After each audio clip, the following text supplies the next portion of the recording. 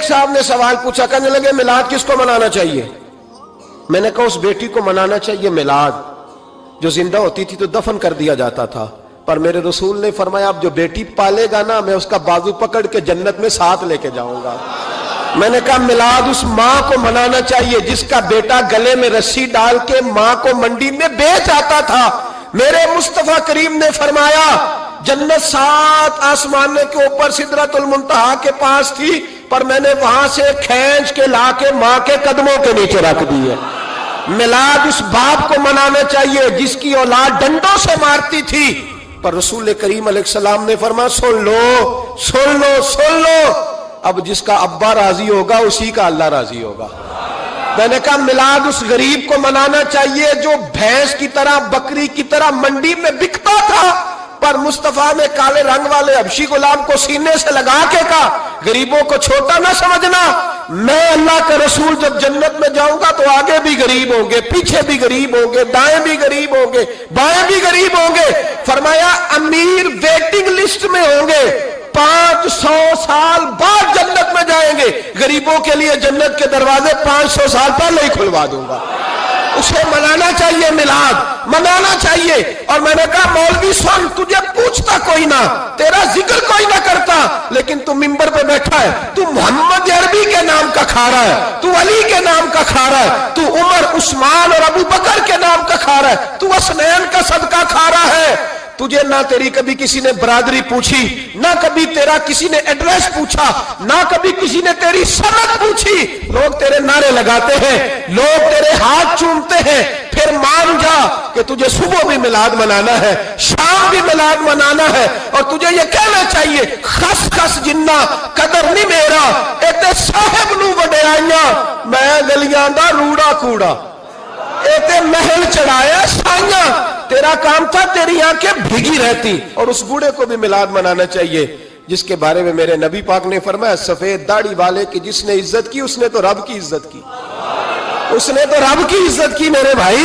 اس مزدور کو بھی میلاد منانا چاہیے جس کے بارے میں نبی پاک نے فرمایا جو اپنے ہاتھوں پہ چھالے ڈال کے مزدوری کرتا ہے میں نے تو اسے رب کریم کا دوست بنا دیا ہے۔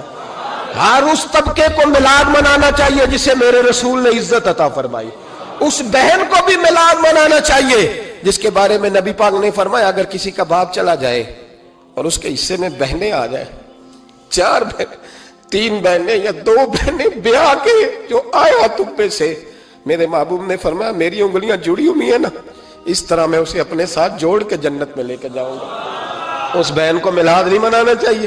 میرے رسول پاک نے فرمایا جس کی بیٹی واپس آ جائے، طلاق ہو گئی یا بیوہ ہو گئی، واپس آ گئی، نام بچ سکی، واپس آ گئی، فرمایا واپس آنے والی بیٹی کی جو باپ خدمت کرے گا، میرے رسول پاک فرماتے ہیں میں قیامت میں اس کا سفارشی بنوں گا۔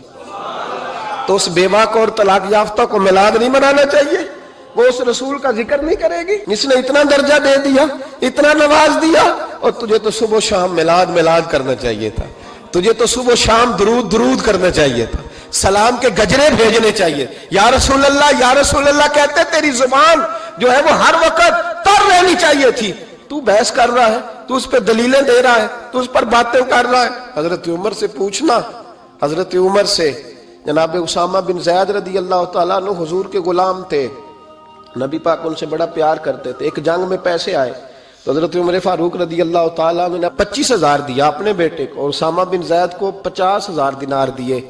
بیٹا کہنے لگا ابا جی وہ تو چھوٹے ہیں، میں بڑا ہوں، وہ حضور کے زمانے میں بچے تھے، میں جہاد کرتا تھا، یہ آپ نے کیا کیا؟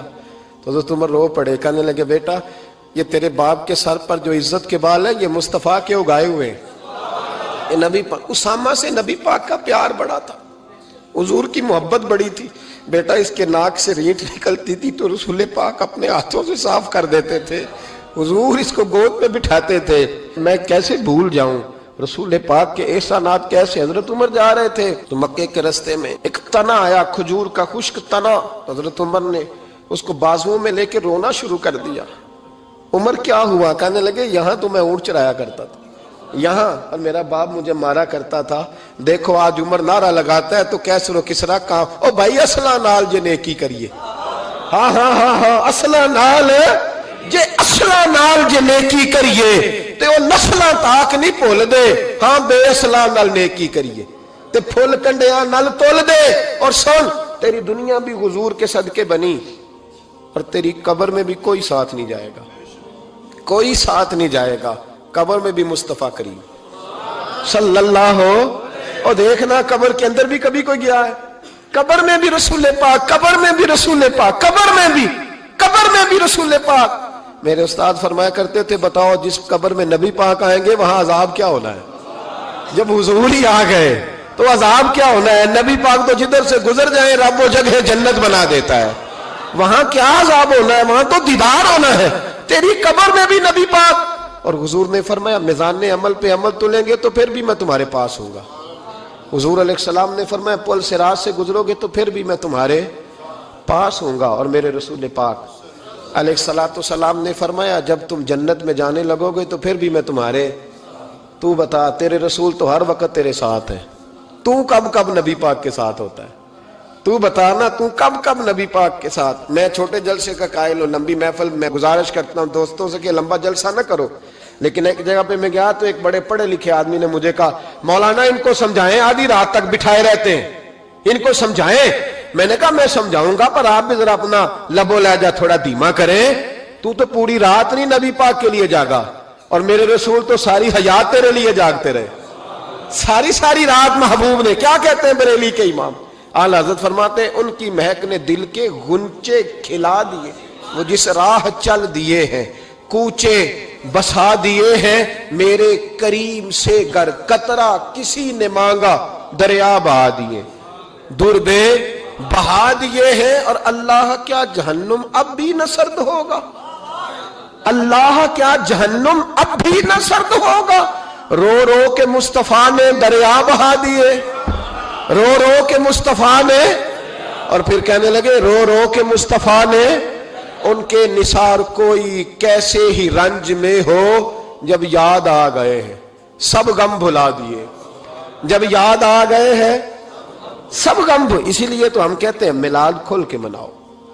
رسول پاک کا میلاد بہانے کرتے ہیں, بہانے وہ کرتا ہے جس نے کام نہیں کرنا ہوتا, جس نے کرنا ہوتا ہے وہ بہانے.